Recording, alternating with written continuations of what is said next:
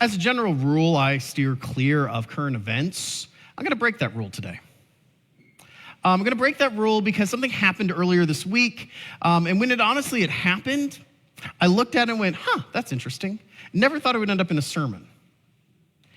Until we got later and I started seeing how everyone reacted to the thing that happened at the National Cathedral.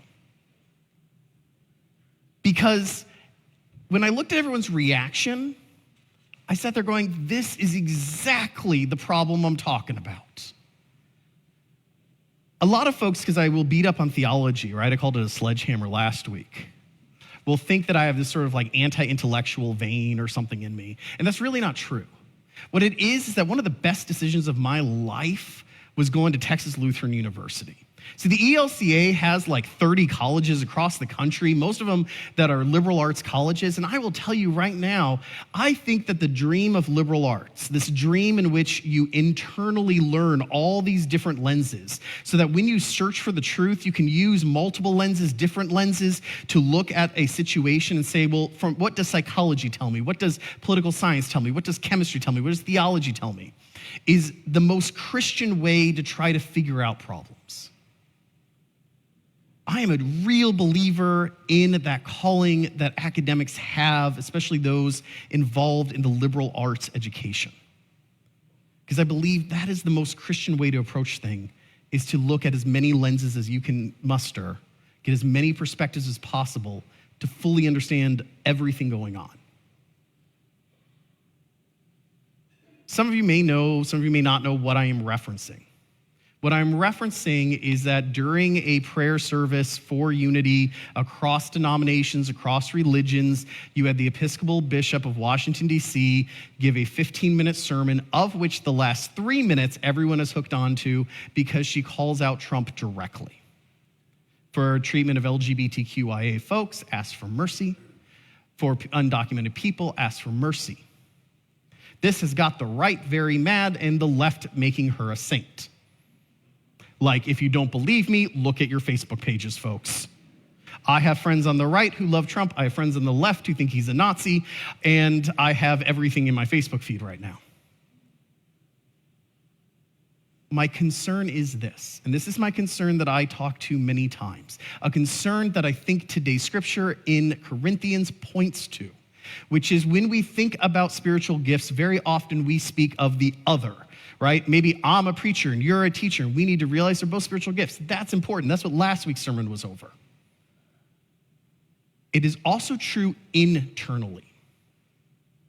Just like those liberal arts professors taught, we should use as many lenses to view a situation as we have at our disposal to try to find truth. Unfortunately, and this is what I push back against all the time, theologians, theological institutions, and far too much of the church believe there is one lens, and that is theology. Theology is a useful gift. It is one of thousands of lenses. It is good at explaining some things, bad at explaining others. For those of you who have lost, let me give you an example. Let's say you have two questions at hand. One, what's the weather going to be like on Wednesday? Two, what should I do about monetary policy? Well, if you have a monetary policy question like interest rates, you should ask an economist to help you, right? Don't ask your weatherman. If you want to know if it's going to snow on Wednesday, ask your meteorologist. Don't ask an economist. They're not going to be helpful, right? It's about asking the right person the right question, using the right lens. Now, some of the greatest things happen when you use two lenses. For example, if you want to know what commodity prices are going to be, like the price of corn 3 months from now, you probably want to talk both to the economist and to the weatherman, because both play into it, right? This is what I'm speaking of. Unfortunately, theology and theologians very often teach you just look at it with that lens and everyone else is subordinate. And that is not helpful the second you get out of theology. Because theology is the right lens for theology, maybe not the right lens here. And let me explain exactly what I mean by that. So the theological lens went in from both the right and the left. So they both had basically structurally the same argument. The left said Trump is an evil man who she got up there and prophetically called out. She is a prophet and a saint. The right stood up and said, Trump is a good and great man who she falsely accused of things, probably for her own personal gain. Folks, that is the same argument. The only truth you're uncovering is your own personal opinion of Trump. And I'm going to tell you right now, everyone 3 weeks ago knew their personal opinion of Trump, right? I don't care if you're on the right or the left, you know how you feel about the guy, right? So theology didn't actually give us any new information. It didn't reveal any deeper truth. Why? Because it's completely the wrong lens. Why is it completely the wrong lens? Because theology has a weakness. The weakness of theology is that the answer is never, I don't have enough data. If you're in the humanities, you can absolutely say, I'm sorry, I don't have enough data. I don't know what to make of this, right? I took a psychology class once. They gave us a verbatim, like, here's the individual, this is what they're saying. What can you diagnose them with? The correct answer was, Because if you don't have enough data, you can't make a diagnosis, right? Therapists out there? Right? Educators out there? Same thing in psychology, sociology, any humanity. If you don't have enough data, you can't make a decision. Your decision is gather more data. And that's okay. Theology does not have an opening for that. Why? Because theology doesn't deal with data, because proper theological questions are not things you can put on a spreadsheet. And yet we've been primed to look at it theologically.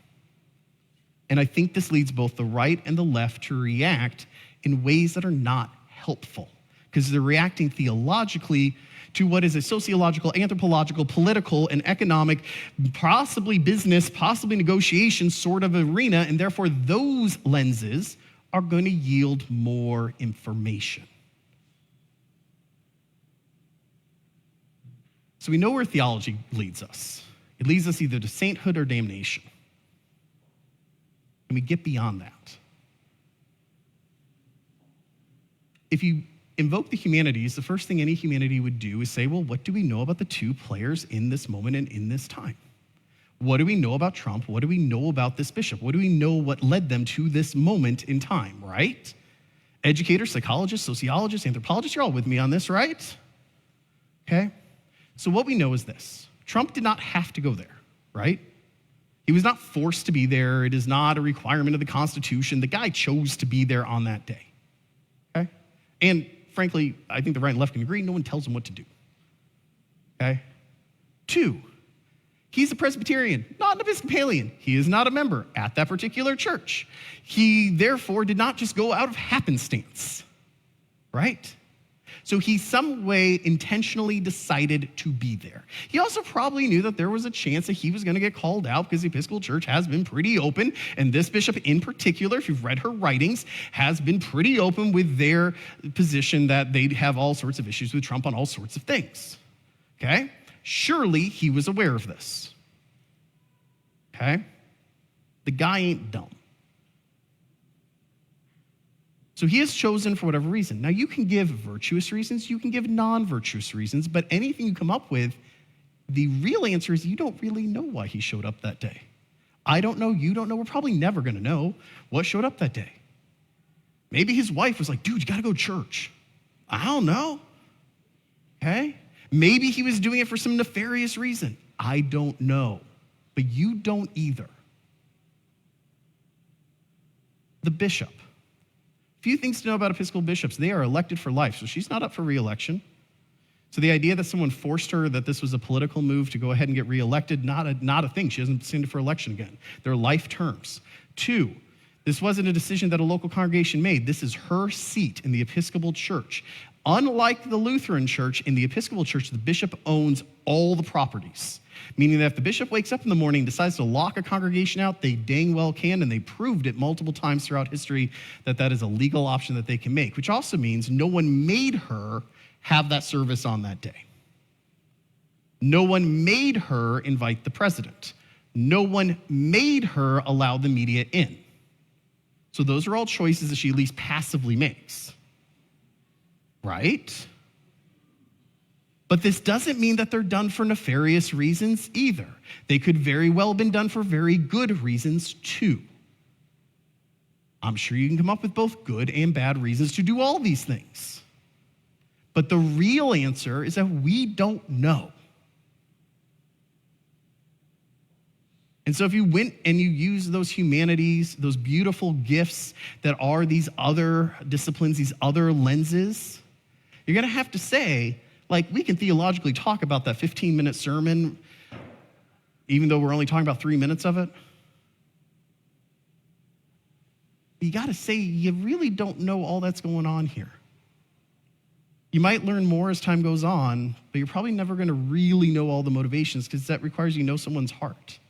We don't even know if we know our own heart half the time. So to those on the left, and I'll talk to those on the right in a minute. To those on the left, I give you caution. There's a reason the Catholic Church waits for you to be dead 50 years before you can apply for sainthood. Be careful. Maybe you're right. Maybe she's a prophet. Maybe she's a saint. I'm not saying she's not.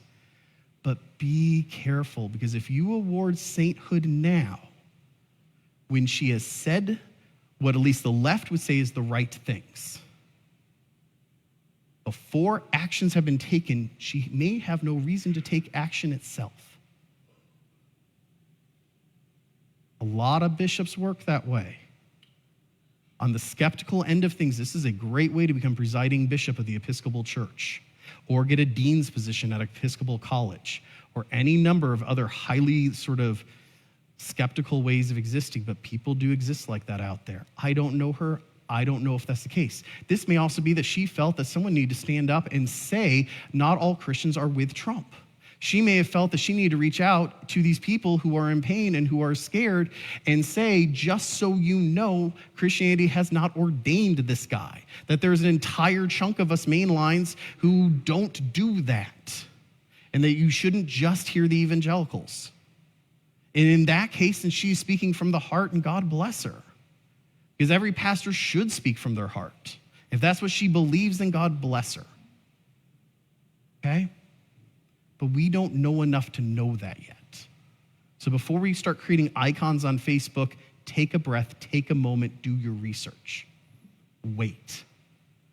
To those on the right who are ready to burn her at a stake for being a heretic, which I'm using literal imagery I'm seeing on Facebook, okay, who are putting her in like devil outfits, folks, I know left and right, we all agree that if a pastor feels that something is really wrong, they absolutely have the right to get up at their own pulpit and say, there's peace, right? No one disagrees. Evangelicals do that on a weekly basis. They love talking about politics, okay?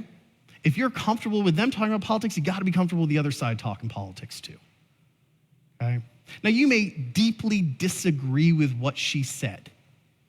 That's fine.